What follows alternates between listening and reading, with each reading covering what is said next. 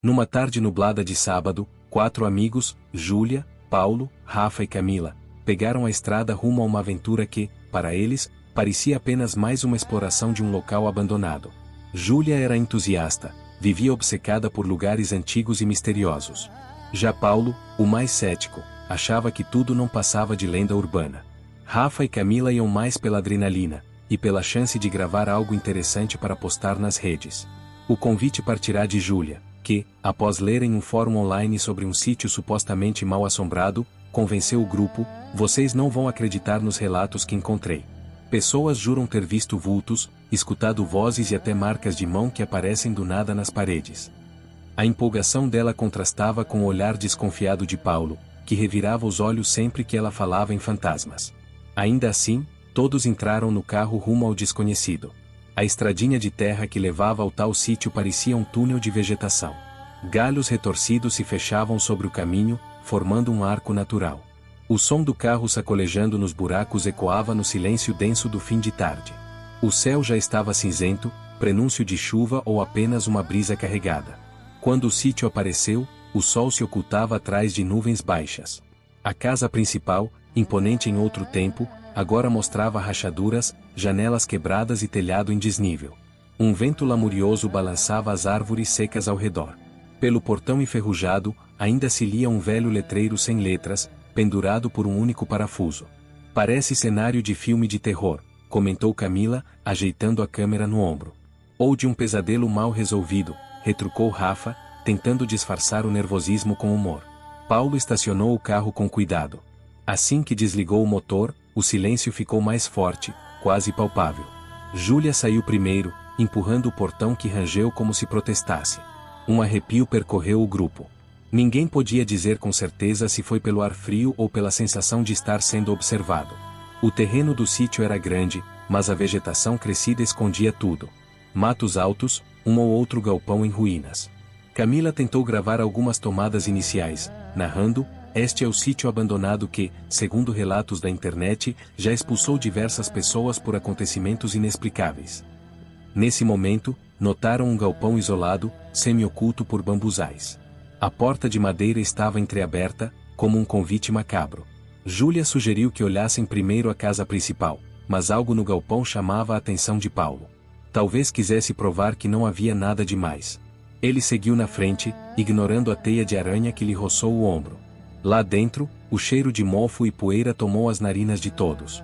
No chão de terra batida, pedaços de madeira apodrecida, caixas velhas, instrumentos agrícolas enferrujados. Nada que indicasse algo assombroso. Mas, nos fundos, havia um símbolo queimado no chão, como se alguém tivesse feito uma fogueira em círculo. Parecia conter marcas indecifráveis, quase como runas tortas. "Será que faziam algum tipo de ritual aqui?" perguntou Rafa, coçando a nuca. "Bobagem", Paulo respondeu, embora seu olhar denunciasse curiosidade. Júlia se abaixou para ver de perto. As cinzas ressequidas pareciam desenhar uma forma de mão ou garra, mas era impossível ter certeza. A atmosfera ali pesava, como se faltasse ar. Depois de alguns minutos, resolveram ir para a casa principal. Precisaram empurrar a porta dupla que cedeu com um estalo alto, revelando um saguão de piso de tábua corrida, mofada pelo tempo. Pôde-se ver uma escada que subia a um andar superior, escuro e silencioso.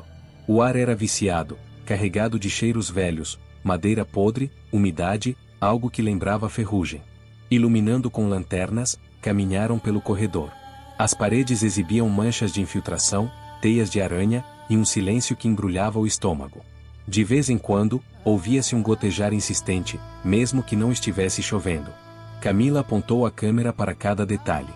Júlia, ansiosa, narrou em tom de documentário: "Há rumores de que os antigos donos abandonaram esta casa sem levar quase nada. Dizem que ouviram passos no meio da noite, portas batendo sozinhas, e avistaram figuras nos cantos dos quartos." "Espera!"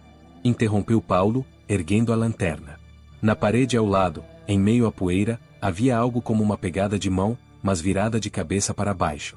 Como se a pessoa tivesse, de alguma forma, escalado a parede. "Deve ser mofo em formato aleatório", tentou minimizar.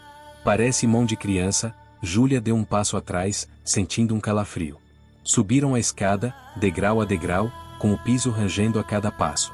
Uma das janelas no andar superior estava estilhaçada, e o vento soprava uma cortina suja que balançava feito um espectro. No corredor, encontraram portas fechadas. Era possível ver o interior dos quartos por frestas, mas a maioria continha apenas móveis em ruínas e poeira acumulada. Vocês viram isso?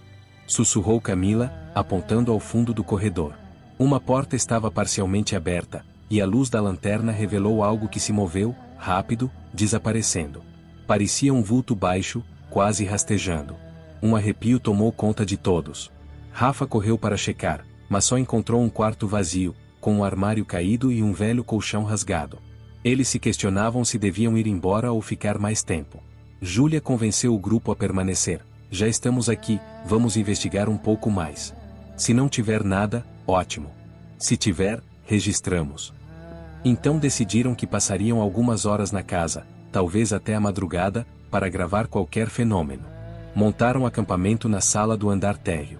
Acenderam lanternas, conversaram para espantar o medo, mas a tensão era palpável. Por volta da meia-noite, enquanto todos tentavam cochilar, Júlia despertou com algo que achou ser um passo arrastado no piso acima. Paulo também ouviu, pois levantou a cabeça de imediato. Os demais dormiam, embora inquietos. O passo arrastado se repetiu, e mais outro, como se alguém mancando circulasse pelo andar de cima. Júlia acendeu a lanterna, Paulo fez sinal de silêncio. Focando a escada, os dois viram, aterrorizados, a porta do corredor superior bater. Um estrondo ecoou pela casa, acordando Rafa e Camila num sobressalto. O coração de todos disparou. Decidiram investigar. Subiram com cautela, lanternas em punho, prontos para correr se fosse preciso. As portas do corredor se mantinham fechadas, mas a do quarto no final estava encostada.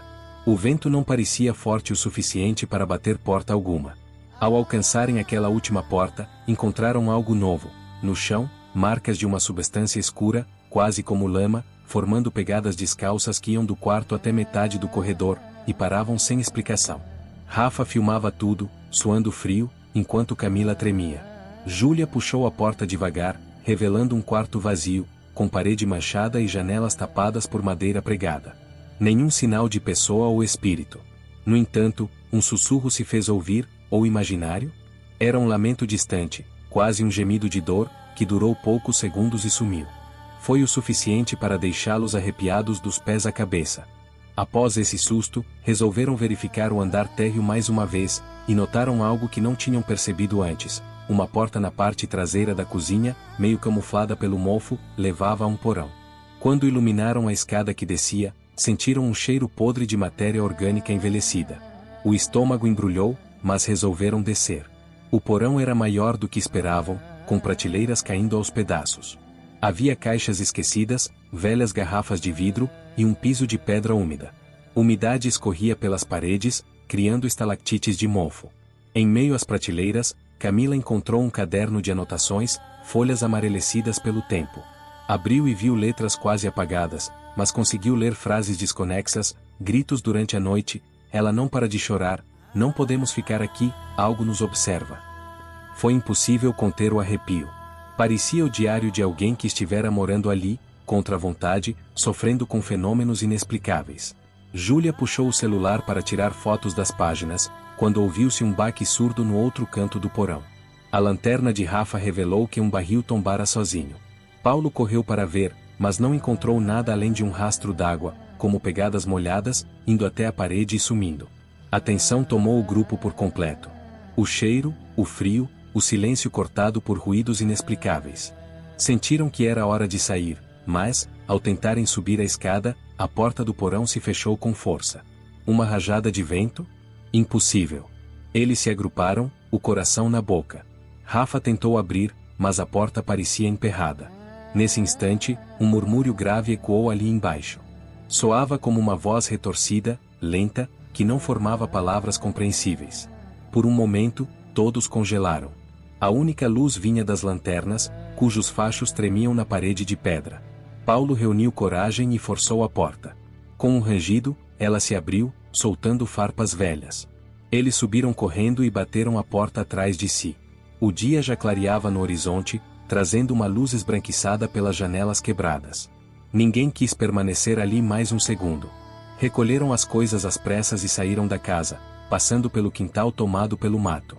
Enquanto corriam até o carro, Camila jura ter visto uma silhueta parada na janela do andar superior, algo esguio, que os observava em silêncio. Ao entrarem no carro, Paulo deu partida e arrancou com a roda cantando no chão de terra. Cada um lutava para entender o que havia presenciado. Júlia se sentia dividida entre o medo e uma estranha fascinação. Rafa desligou a câmera, respirando fundo, e Camila tentava processar as cenas que acabará de gravar. Em meio à adrenalina, todos sentiam que haviam escapado de algo perigoso. Quando a propriedade sumiu de vista, surgiu alívio, mas também a certeza de que aquela experiência ficaria para sempre marcada em suas memórias. O sítio, com seu passado trágico e suas vozes ocultas, permaneceria lá, esperando os próximos visitantes ousados. Ou imprudentes. CTA. Curtiu essa história sinistra do sítio abandonado? Então deixe seu like e se inscreva em Lendas e Calafrios para não perder nenhuma nova aventura de arrepiar. E conte pra gente, você teria coragem de explorar um lugar isolado e cheio de lendas assim? Compartilhe sua opinião nos comentários.